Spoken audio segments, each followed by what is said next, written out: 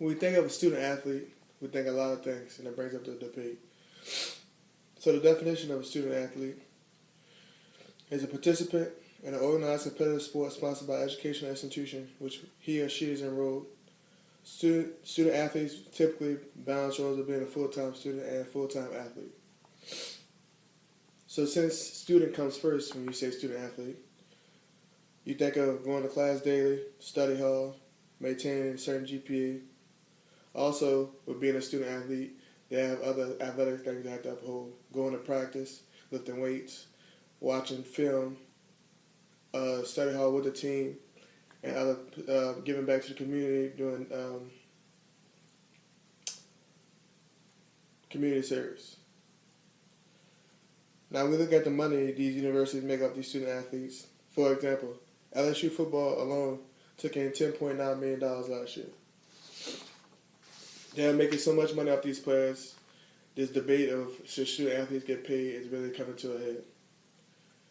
Just for a fun fact, the NCAA is a non-profit organization which does not have to pay taxes.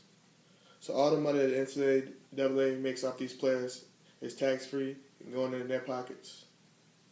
The big picture here is the NCAA makes the rules and does not provide a platform where the players get insurance, health insurance if they get injured, money, or extra money as far as if they need to pay some bills or something to help them that covers the other money that they need on campus. NCAA made $912.8 million last year, all profit. So let me ask you again, do you think student athletes should get paid?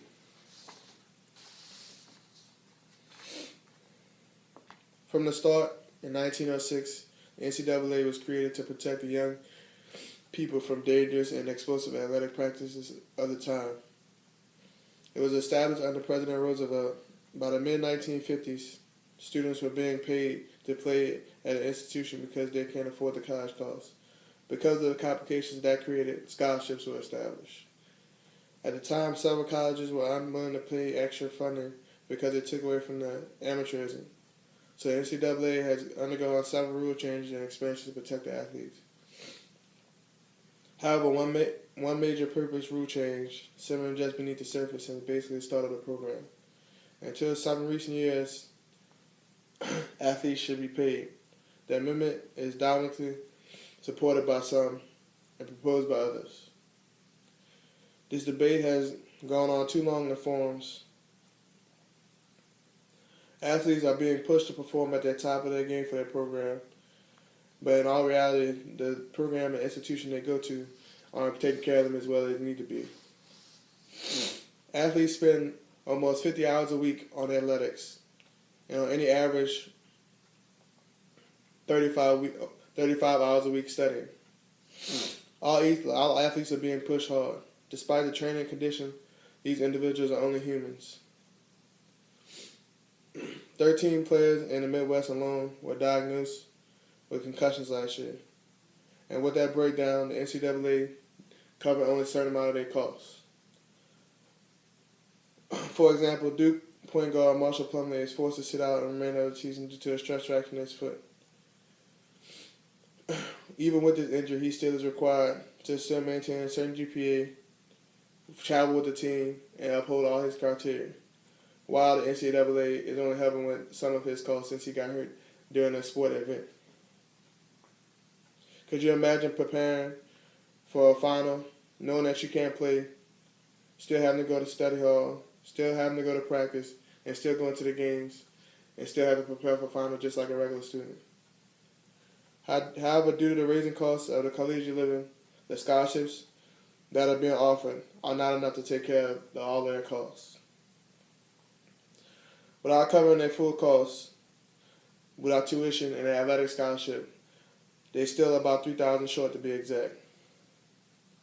Because of this, students are being desperate and taking deals under the table from outside vendors and alumni just to maintain a good life on college campuses. In the past years, the NCAA has been doing quite well. Revenues from Division I baseball games and bowl games for football and March Madness compared to an NBA team bringing in $100 million. College coaches are also making $53.4 million in combined salary of the top high-paid football coaches. So if you think about it, let me ask you again. Should college athletes be getting paid? The NCAA should permit the payment of student athletes, as I mentioned above. How do you feel about doing 50 hours a week, providing someone else with cash benefits and expecting them just to be happy with the experience, and total being focused on just being a student athlete? According to ESPN, the worth of an average football player or basketball player is over $100,000. By allowing these athletes to be sponsored, it will give a little back to the students for what they are worth, and they are making work harder and sacrifice that they're making for their school. Not only will they reward the athletes for the time and effort they have put, but it also manage the corruption that has been going on with the NCAA sponsorship embraces from outside vendors and alumni that are giving these people money, cars, clothes, and other stuff under the table. Not only by allowing these scholarships will reverse the problems that we're having with the NCAA, but it also will make it fair for all athletes that should be paid. And people always bring up the discussion of what if this sport doesn't make that much money compared to this sport. With the much money that they're making off of football and basketball, the major sports on campus, they could take that money and overflow it to the other sports and help them out to make the budget cut. With this being said, and all these facts that I've given today, let me ask you one more time. Do you think student athletes should get paid?